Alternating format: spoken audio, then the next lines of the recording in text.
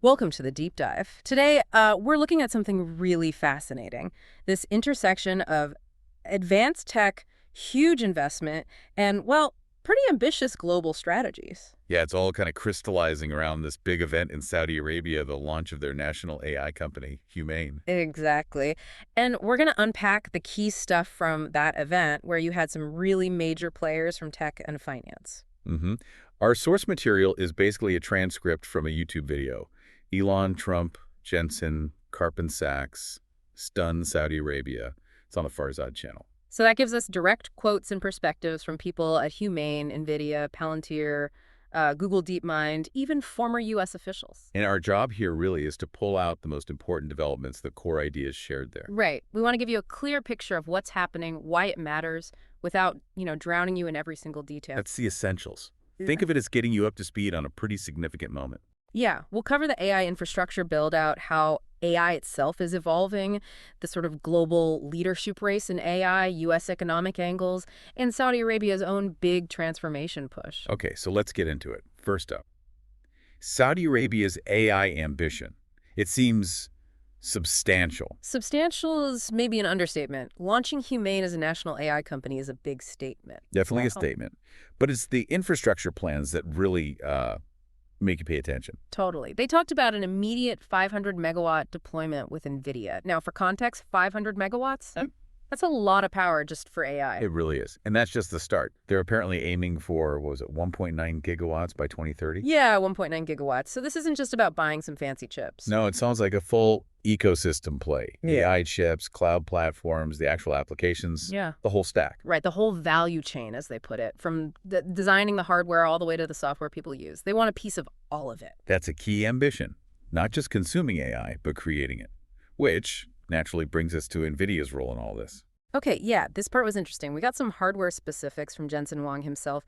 He mentioned their Blackwell system. And just one of those Blackwell units, pulling 2,500 watts. Within that initial 500 megawatt setup, it's kind of mind-boggling power density. It is, and Huang's perspective on AI itself was quite interesting, too. He didn't just call it tech. No, he framed it as a manufacturing industry, and one that needs a massive amount of energy. Which, of course, links directly back to Saudi Arabia and their energy resources. It's a strategic fit, isn't it? Absolutely. Okay. He's sort of laid out the idea that energy is the raw material for AI manufacturing, and Saudi Arabia has plenty. He also talked about the stages of AI development.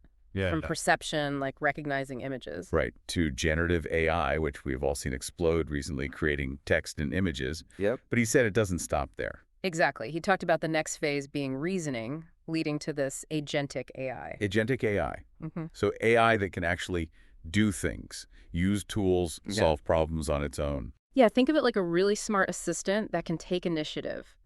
And then beyond that, he pointed towards physical AI. Physical AI. Okay, what does that mean exactly? It's AI that actually understands the physical world. Yeah. Common sense physics, how things interact. Ah, okay. So not just processing data, but grasping real-world rules. Right. And the idea is to embed that understanding into robots, basically. Robots that aren't just programmed, but truly understand their environment. That feels like a huge leap. It really does. And speaking of leaps, Demis Hassabis from Google DeepMind made a pretty bold prediction, too. Oh, yeah, the AI-discovered drugs thing. Exactly. Predicting we'll see AI-discovered drugs getting approval before the FDA in the near future. That shows you the potential impact in areas like medicine. The speed is just incredible. Okay, let's shift gears a bit. What about the global picture? Who's leading in AI? Alex Karp from Palantir had some thoughts. He did, and they were pretty direct. He argued that right now it's really the U.S. and the Middle East, specifically pointing to Saudi Arabia, that are best harnessing AI's potential. And he felt Europe was lagging. Yeah, he used the word stagnation, I believe, regarding Europe. He seemed quite critical there. He also had some strong praise for Saudi Arabia, didn't he? Mentioning their engineers. He did, called them patriotic and highly competent, and praised a culture of meritocracy he saw there. Now, of course, Palantir does business there, so you factor that in. True, context matters. But it's still a strong endorsement from a major tech figure. He sees a drive there. A sense of purpose, yeah. But then you had Ruth Porat from Google offering a slightly different, maybe balancing perspective. Right. What was her main point? Her focus was more on the how, that we need to be both bold and responsible with AI. So push the innovation, but don't ignore the risks. Exactly. Mitigation alongside ambition, basically. Thinking about the societal benefit, the potential downsides. It's that classic tech dilemma, isn't it? Massive potential, but also dangers. Alex Karp actually touched on that, too. He did, quite starkly.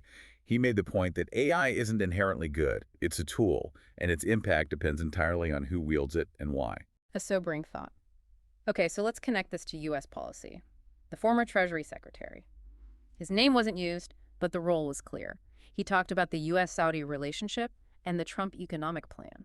Yeah, he sort of framed the U.S. economic strategy partly in relation to strengthening ties with partners like Saudi Arabia, Yeah. aiming to make the U.S. the top spot for investment. And he laid out 3 pillars for that agenda. That's right. First, rethinking trade for less friction globally. Second, making the 2017 tax cuts permanent and adding pro-investment features. Like that 100% expensing for building factories or buying equipment in the U.S. Exactly. And the third pillar was significant deregulation, trying to cut red tape, speed up permits. To boost the supply side of the economy, right. The argument being that helps growth without fueling inflation. Precisely. The claim was that deregulation under Trump allowed supply to meet demand, preventing the kind of inflation they argue happened later when demand was stimulated without that supply response. Interesting economic perspective there. So while the U.S. is working its strategy, Saudi Arabia is also transforming internally. Yeah. Definitely. We heard some numbers like women making up 36% of the tech workforce there now. That's quite a significant figure. That really is noteworthy progress. Yeah. And it's not just plans. They highlighted actual AI applications already running. Yeah, some concrete examples using generative AI for sickle cell disease in healthcare.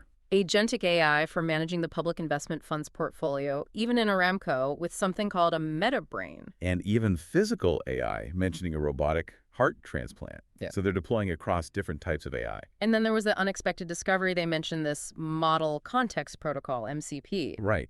And the interesting thing was that this MCP, which sounds like a way for AI agents to talk to existing software more easily. Like a universal translator for AI agents interacting with older systems? Sort of, yeah. It apparently emerged organically from their own startup scene, which suggests, real homegrown innovation is happening. That's a key point. It's not just importing tech, it's fostering local development, which ties into the whole ecosystem idea, right? Exactly. Building that partner ecosystem like Silicon Valley where people can build on each other's work. Yeah. That accelerates everything. Which brings us back to the U.S. strategy. How does the U.S. win this AI race?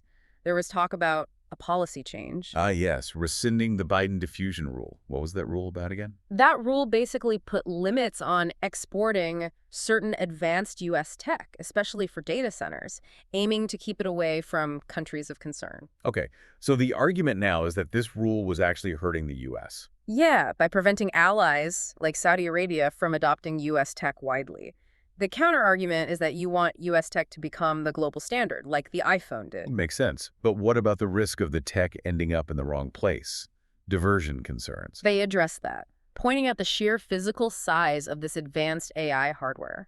Like that Nvidia NVL72 cabinet weighing 3,600 pounds. Right, not exactly something you can easily smuggle.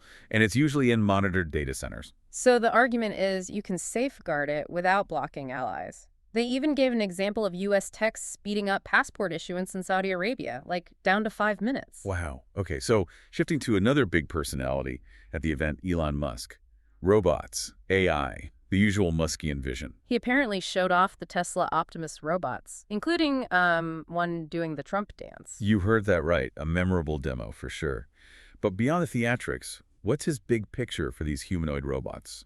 He's talking about tens of billions of them eventually, like C-3PO and R2-D2 level assistants, but maybe even more capable. Tens of billions. Yeah. That's a lot of robots. Yeah. What about the economic impact? He thinks it could lead to massive abundance. Universal high income was the phrase. Goods and services become incredibly cheap and plentiful. The utopian vision, almost. Did he mention any downsides? He recommended Ian Banks' Culture series for a positive sci-fi take, but yeah, he acknowledged the Terminator risk too. Needs responsible development, basically. Always the caveat. He also mentioned robotaxis, right? Yeah. Seeing potential in Saudi Arabia. Yeah, viewing cars as robots on wheels. And Starlink got approved for maritime and aviation use there, too. Expanding connectivity. And what about his other ventures? The Boring Company came up? Of course. pitched the tunnel tech for solving traffic, citing the Las Vegas loop as a proof of concept. And XAI, his AI company, what's the mission there? He described it as building a maximally truth-seeking AI, the goal being to understand the universe, answer the big fundamental questions. Deep stuff. Okay, wrapping up, we heard some final thoughts from leaders there. President Trump spoke, focusing on the U.S. economy improving, trade deals, deregulation, investment coming in. And he also gave a nod to Saudi Arabia's transformation over the last 8 years under King Salman and the Crown Prince, moving beyond oil. Right. And they mentioned big future events heading there, the World Cup, the World Expo. And that really significant milestone, non-oil industries now making up the majority of the Saudi economy. Yeah. That's huge. It really is. Okay. Okay, so let's try and boil this all down. What are the main takeaways from this deep dive? Well, I think you clearly see this powerful mix. Cutting-edge tech, huge national ambition, especially from Saudi Arabia, and shifting global economic playbooks. Saudi Arabia is definitely positioning itself seriously in AI. Partnerships, massive infrastructure investment. That 1.9 gigawatt target is aiming for serious computational power, maybe even exascale for research. Yeah, that could attract top talent, enable breakthroughs you just can't do without that kind of power. And the evolution of AI itself, moving beyond just data processing to physical understanding and robotics. That promises transformation across almost every industry, doesn't it? From how we work to how we live. Definitely. Then there's the global leadership aspect, the competition, but also the need for responsibility, as Ruth Porat highlighted. And finally, the link between U.S. economic policy and these tech advancements shows how intertwined everything is becoming. It's a really dynamic picture. So here's something to chew on, a final thought for you.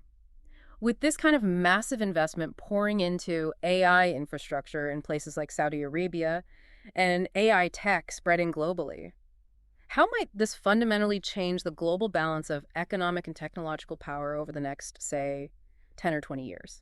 And maybe what unexpected opportunities or even challenges could that create for individuals, for businesses, for nations? Yeah, lots to think about there. Well, thanks for joining us for this deep dive.